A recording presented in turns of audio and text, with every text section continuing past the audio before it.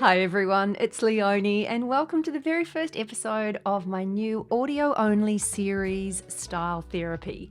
I created Style Therapy because there are so many topics that deserve a little bit more time, and some of those things, like the deepest style struggles that we all face, things like losing our confidence in our clothes, which does happen, and there's a very good reason why.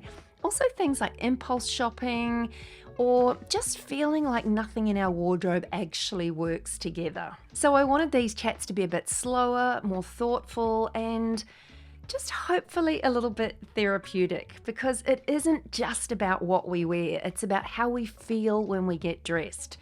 And I find myself these days more and more listening to podcasts when I'm out and about, walking the dogs or doing my housework, or even dropping off to sleep at night sometimes. So I thought that you might like this format for some videos too. Now don't worry, I'll still be doing my regular videos, but I kind of thought that I would try this for a bit of a change. So please let me know in the comments what you think of these audio only, well, I can't really call them videos because there is no video, so podcasts, whatever. Anyway, that's why I'm calling this series the Style Therapy. Now, these episodes are designed as kind of thought starters, and hopefully when you're listening, you'll have some of those aha moments that you just kind of think, yes, I can completely relate to that. And hopefully that will help you shift your thinking, and shifting your thinking with some of these things is the first step in making some changes. So today we're kicking off with a big topic: why you keep buying clothes and still have nothing to wear. Now, if that sounds like you, keep listening, because in this episode we'll unpack things like why shopping actually feels like you're getting a bit of a fix, or it kind of gives you a bit of a rush, but it never actually solves the problem. Also, I want to talk about how to spot the emotional triggers that keep us stuck in that kind of buy, wear, regret cycle. And if you haven't been there, you are one of the lucky few, because I don't know too many women that haven't been in that sort of cycle of buying something. Maybe it hasn't worked because you impulse shopped for it and then you regret it, and there's nothing worse than that.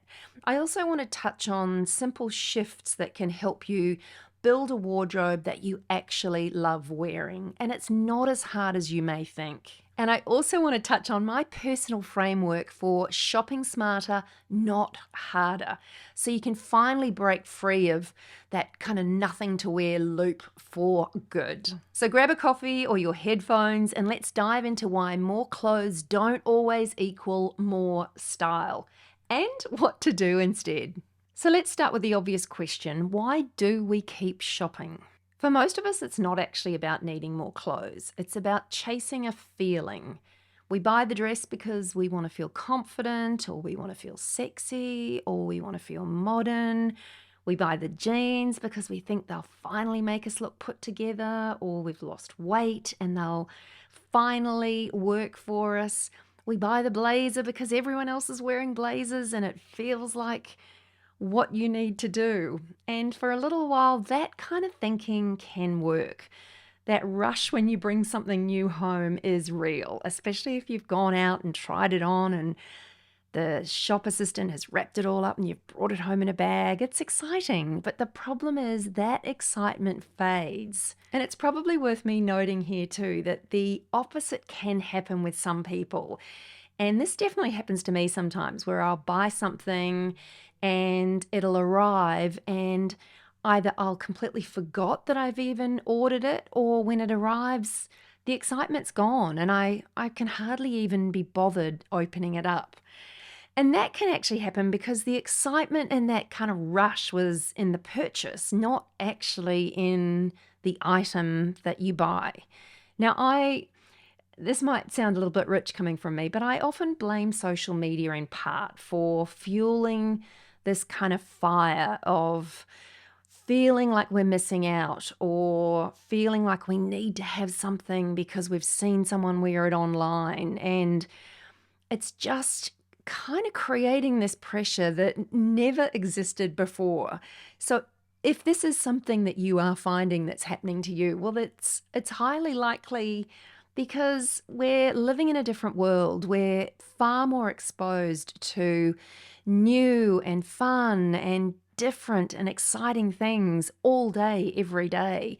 And that temptation to buy those things just becomes greater and greater. And the underlying feeling with all of this is that there's that sense that everyone else is looking amazing, and for me to look good and feel great, I need to buy this one thing. Now, the problem is that just isn't true. It's social media playing tricks on our brain and creating a sense of urgency that just wasn't there. And the problem with either of these scenarios is when your wardrobe is built on impulse or emotion instead of intentional shopping, you end up with a collection of really nice pieces, but none of them actually go together. So think about that. If a wardrobe is built on impulse or emotion instead of intention, you end up with a wardrobe of nice pieces that don't actually go together. And this is sort of the crux of why this happens. And I'm guilty of this too. I've been there, scrolling late at night, convincing myself that this one purchase will fix my wardrobe and give it that lift it needs. But the spoiler here is that, like we all probably already know, that never actually works. And it's a bit of a cycle, a bit of a trap that we can easily fall into. So you feel some type of way and you might be sort of bored or lonely or any number of emotions. So you're feeling some sort of emotion and then you shop to feel better, or that's the kind of the thinking or the underlying kind of reason why we shop. It's we're feeling some sort of emotion, we shop and get a bit of a rush and we feel better, but maybe only for a day or two, or even sometimes a lot less than that. And sometimes the guilt kicks in and suddenly we've kind of gone through the cycle and we're back to square one, where we're starting to feel some type of emotion again. And generally, these emotions aren't even positive emotions. This whole cycle is something that I call wardrobe fatigue. Your closet's overflowing and your options feel flat, or you just don't feel like you have good options when it comes to putting together an outfit. Nothing feels new, nothing feels right, and every outfit makes you sort of feel a little bit blah. And then you'll start to put outfits together and you often can start to feel guilty at this point, and you're kind of berating yourself and saying, why did I buy this? Why can't I figure out this? Everyone else seems to be able to put outfits together and sort of effortlessly look great. So basically you've replaced one type of emotion with another, and neither of them are helpful. So if any of this sounds familiar, it's not a lack of style. It's simply what I like to say, it's a lack of strategy. And as humans, we often tend to go into this sort of self-blame mode and tell ourselves things like, I don't know anything about fashion, I'm not good enough, or just that real sort of negative self-talk. And that's one of the reasons why I think we need to break this cycle, or at least understand what the cycle is. So how do we fix it? Now, it's not as hard as you might think. Step one is we need to stop thinking of shopping as the solution, and we need to start seeing styling as the solution. So think about that. Shopping is not the solution, but styling is. So instead of asking ourselves, what do I need to buy? Is this going to make me feel better?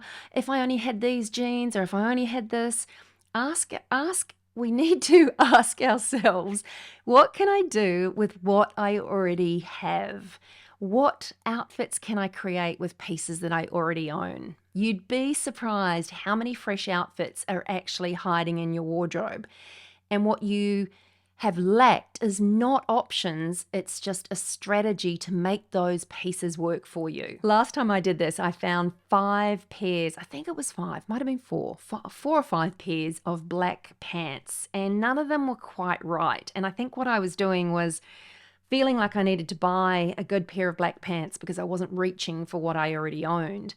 And I needed to really think through, is this the solution? Am I not wearing black pants because I don't want to wear them? Or is it because I don't own a pair that fits me right? I'd obviously continued to sort of impulsively shop for something that I thought that I needed and ended up with 5 pairs that were just not being worn. So I kind of needed to understand why none of them worked for me before I just kept shopping. And that was quite a reminder to me that you need to buy with intention. Those late night shops or those times where you see something looking amazing on someone else and it perhaps doesn't fit your normal style, but you buy it anyway. That's when you're buying with impulse, like you're using your emotions to purchase something instead of shopping with real intention. So I wanted to go over some really practical strategies, and they're very simple, but they're powerful ways of changing how you shop and dress. Now, one of the things that I do that I find really helpful is called the 3 ways rule. And I'm sure you know where this is going, but before you buy anything, you really do need to ask yourself, can I wear this at least 3 different ways with pieces that I already own? Now, it's key that it is with pieces that you already own, because if you just buy it and you've got nothing to wear it with, you know that 1, you're going to have to spend more money, or 2, it will hang in your wardrobe and not get worn. So if you can't think of 3 different outfits using that new piece, it's probably not worth adding to your lineup. Now, the next practical strategy is to track your repeat offenders. So it's basically just noticing the pieces that you always skip. When you go to put together an outfit, you just never reach for you. And what they're quietly telling you is that it just, for some reason, that piece doesn't suit your lifestyle or your body shape, or it's just not something that you're drawn to. And I think you need to take notice of this. There's a reason why you're not reaching for those pieces. So learn from what they're silently trying to tell you. And the next strategy is simply to shop your closet first. So before you start scrolling on your phone or opening another browser tab or heading to the mall, spend 10 minutes restyling something you already own. So that time where you would have been doom scrolling or driving to the mall, spend that time, well, more wisely in just restyling and reworking some of the pieces that you do own. So change out the shoes or a belt, or try some different pieces layered together. Tiny tweaks that make old pieces feel new. And it generally is just tiny tweaks. And if you're not inspired, then whip onto Pinterest. And if you've got a particular blazer or a particular piece of clothing that you're not wearing, type that in, and it might be, say, a pinstripe blazer. Type in pinstripe blazer outfits or outfit ideas or pinstripe blazer street style. You'll see a whole lot of really cool outfits, and you might be surprised that you'll own similar pieces to how they've been styled. So it's just about getting out of your normal sort of comfort zone and being inspired. So shop your own closet first is a really practical way to think about things before you spend any more money. And I'm always a big one for outfit formulas, and I know this can sound a little bit boring, but it's like having your own personal uniform. It's really just reliable. I don't think it's boring at all. It's having a good sense of your own style and what you like and what you enjoy wearing and what suits your lifestyle. So think about creating your own outfit formula or your own sort of personal uniform. And this may take a little bit of time. It may take getting some inspiration online, but it's about creating a uniform that you know that you can look good in, feel great in, and it just works without having to angst or spend hours in the morning trying on different looks. Now, I'm going to give you a challenge for the week, and what I'd like you to do is pick one piece in your wardrobe that you haven't worn in months or even longer, a piece that you like, but for some reason you haven't worn. Now, what you need to do is style it into 3 outfits, and you have to take photos. Now, the photos is important because it's so easy to forget our outfits. And this is all about rediscovering your wardrobe. It's more empowering than reinventing it. And that's something that I often say. Rediscovering pieces that you obviously loved at some point is far more exciting than trying to reinvent it by buying new all the time. You don't need more, you just need some clarity. So if this episode made you nod along, smile, or feel a little bit seen, I'm glad. That's exactly what style therapy is about. Well, that's definitely what I intended this to be about. We're not chasing perfection here, we're chasing ease, confidence, and hopefully a little bit of fun along the way too. So if you did enjoy this chat, leave a comment and please tell me your biggest style challenge right now so that I can address it in some of my upcoming episodes. And remember, you don't need a brand new wardrobe to feel brand new. You just need to start seeing what you already have through a different lens, changing your mindset and looking at the pieces you own a little bit differently. And the good news is I'm going to share with you exactly how to do that in the next episode. So I'm Leonie from The Style Insider, and this was the first episode of Style Therapy. So I hope you enjoyed it. Please give it a thumbs up if you did, and I will see you next week.